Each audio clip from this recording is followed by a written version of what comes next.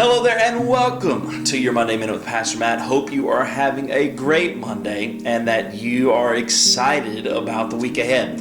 Wanted to give you a few verses out of the book of Acts tonight. And these verses, they have resonated with me for a long time. I think one of the hardest things to deal with as a believer is when we present the gospel to someone and they just totally turn it down.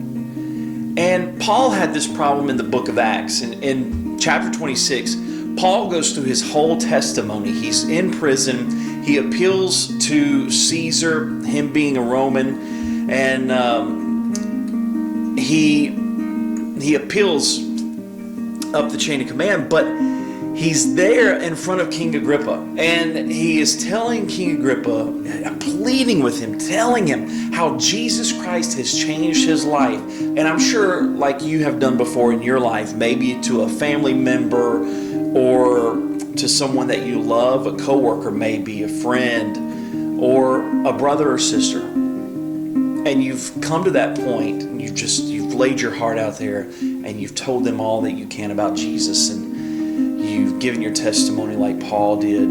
And Paul makes a statement in verse number 27. King Agrippa, he says, "Believest thou the prophets?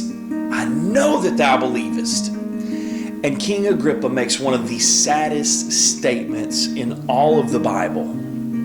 He says in verse number 28, "Paul, almost thou persuadest me to be a Christian."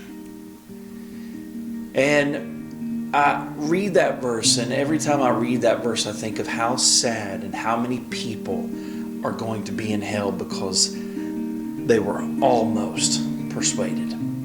Now, we know as believers, it's our responsibility to give the gospel, and Jesus Christ is the one that brings and reaps the harvest in. But I want to share with you, don't be discouraged. Paul went on to make an even greater statement in verse number 29. He says, "I would to God that not only thou, but also all that hear me this day." Let me encourage you. My prayer is that when you give out the gospel, everyone that hears would be touched. And to those that don't reach and accept, that God will use the seed that's planted to grow inside their heart. Keep telling people about Jesus. With the world in which we live, they need to hear about the good news of Jesus Christ. And let me encourage you, friend, share this with someone else. Tell somebody about Jesus. Let them know that there's a God in heaven that loves them, and that they can have forgiveness for their sins and not have to live in the chains of bondage of sin no longer.